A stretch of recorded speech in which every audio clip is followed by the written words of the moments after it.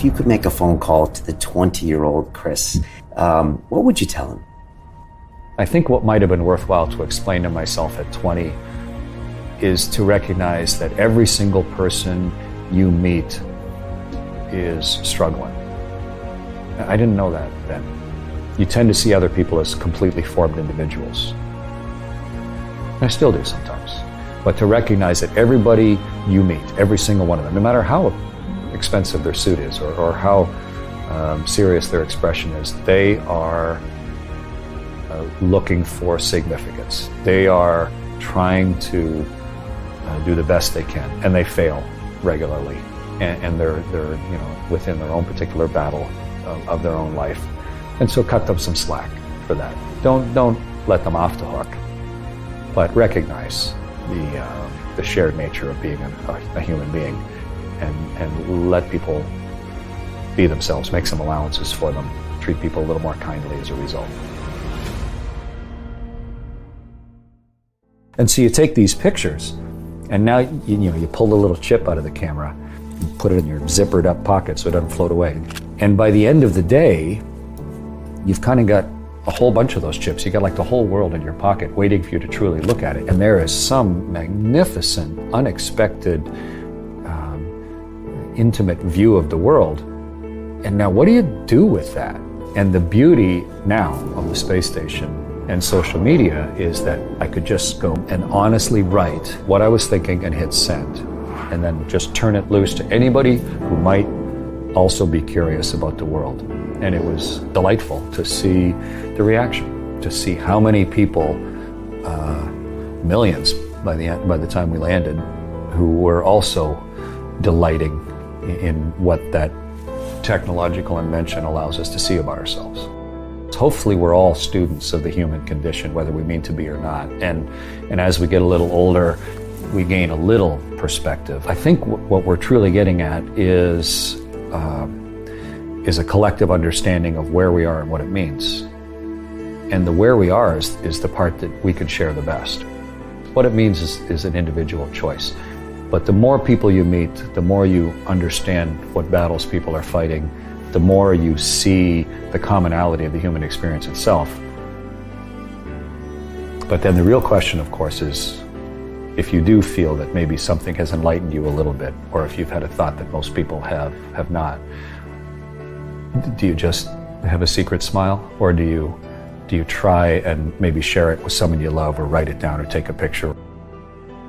And I think shared understanding is what empowers us more than anything. To try and actually see the world in its totality, it's virtually impossible. Maybe we can see a documentary program, or we can read a travel book, or we can look at a coffee table book, or we'll get on an airplane and go somewhere else, and you start to piece together some of the threads of the fabric that is our actual planet. But I've been lucky enough to take sort of the best of our transportation technology that we've ever invented, and to get on board a ship and go around the world in 92 minutes, to go around the world 100 times, and then 1,000 times. And not just going around the world, but around the world 16 times a day where it turns underneath you. So every circumnavigation is like another voyage of discovery.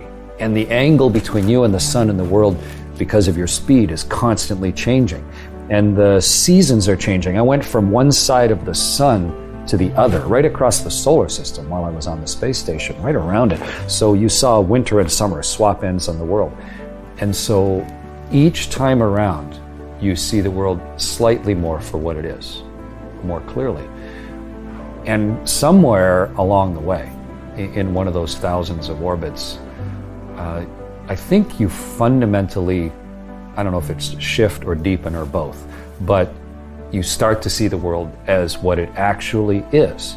I feel hugely privileged to, without anybody telling me what to think, and without any filters in the way, to actually have seen the whole world over and over and over again until it seeped into me permanently.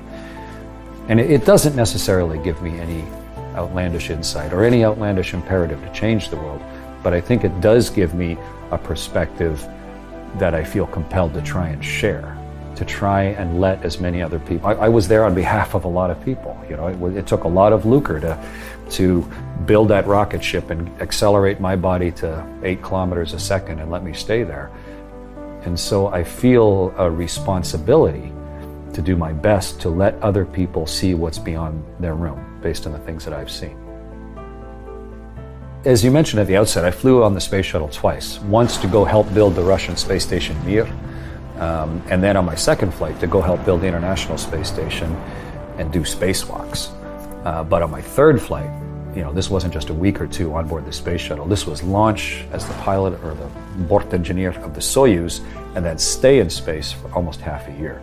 And it's not to belittle those initial shuttle flights. They were magnificent and hugely instructive to me. But I count myself hugely lucky to, at the end of all that, to have had a chance to go live off the planet for 5 months, to be asked to command the spaceship. So that level of seriousness and responsibility, but also just the richness of what comes along with that experience itself. You can read about a spacewalk or watch a movie of a spacewalk and you sort of get a sense of it. And then when you're on board a spaceship and you're floating weightless by the window, especially we have one bulging window, the cupola, so you can almost freely look around in 180 degrees, you get some sense of where you actually are. But the day that you, for real, are going to be on the other side of that window and you're going to assume the danger of it, you're going to build this spacesuit around your body and then go into a tiny bit of the ship and close a hatch behind you. You're going to become a torpedo and then take all the air out of that little part you're in and then open up the hatch and now actually physically pull yourself on the outside of the ship. That's entirely different. Spent my whole life visualizing it, dreaming about it, talking to guys who've done it, and then training in virtual reality, training underwater. But suddenly, the part of your body that's in the sun is plus 150 Celsius, and you feel the searing heat of that. And the part of you that's in the shade is minus 140 Celsius. And so when your legs touch the fabric of the inflated suit, it's like growing up on a farm with super cold metal on a stovepipe, and you don't want to let it touch your skin because it's so searingly cold. And you feel the environment that you're in, and the world is silently, you can see an entire face of the whole planet right across a continent, and it's right there beside you, and it's silently turning, and the whole universe is right here, and you're in the middle holding on with one hand. It's extremely visceral and physical and personal and intimate to be in the world that way. I've been hugely lucky, and I think we collectively are more liable to make good decisions for ourselves and for where we live, the more clearly we can see the whole thing as one place. And you started posting these pictures on a whim, really, taking these beautiful photographs from up in space because you see so many. Well, picture what it's like. You're there with a camera and you're going around the world and you float over to the window and you say, I'm not even going to take a picture today. I just want to look at the world.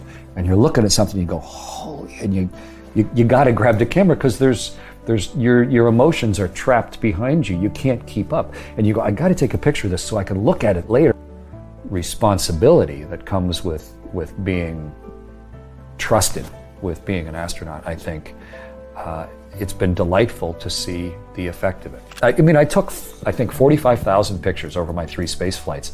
And after a year I got back from landing, I was like, what are we going to do with all those photos? I mean, do we just let them sit in a file? I thought, why don't we take the best and put them in a book and then put why each picture meant something to me. This is just a sharing of the experience and let people then maybe see the world for what it truly is. Or at least a slightly clearer view or a more complete perspective-rich view of the world. And then, just like me as a 9-year-old boy, maybe they will then be a slightly different person with their choices.